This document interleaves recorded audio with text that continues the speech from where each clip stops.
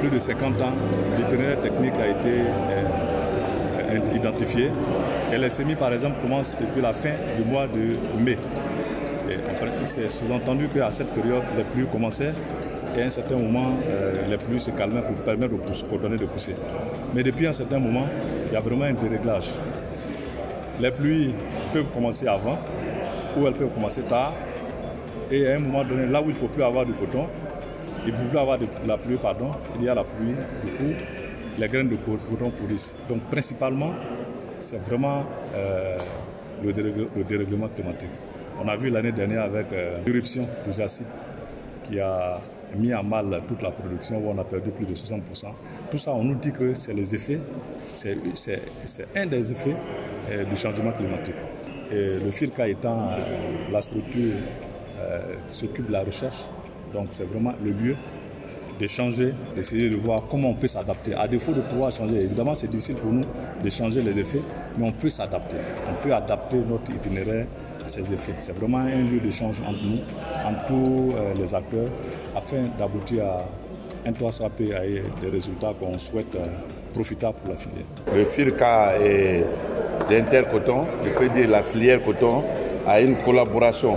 Et cette collaboration est franche et il y a une bonne communication entre nous et une bonne collaboration entre nous. Donc vraiment, je suis fier alors, des 20 ans qu'ils ont dédié même cette journée au coton. Aujourd'hui, les défis que nous avons, c'est, je peux dire d'abord, la première des choses, c'est le changement climatique.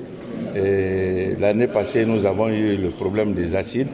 Alors, mais on est en train de trouver des solutions avec le FIRCA et l'État de Côte d'Ivoire. Et surtout, ce qui concerne les acides, le produit qu'on nous a montré, nous avons déjà utilisé le produit. Moi-même, je suis producteur, je l'ai utilisé dans mon champ et j'ai trouvé que c'est efficace. C'est vraiment une journée importante, d'autant plus que nous sommes au 20e anniversaire du FIRCA. Le FIRCA qui est une structure très importante pour nous en tant que filière coton. Moi-même, j'ai été administrateur au FIRCA.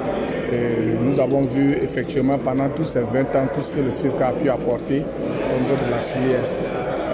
En tant qu'organisation de producteurs de coton, nous avons bénéficié de beaucoup d'appui en termes de renforcement des capacités du FIRCA.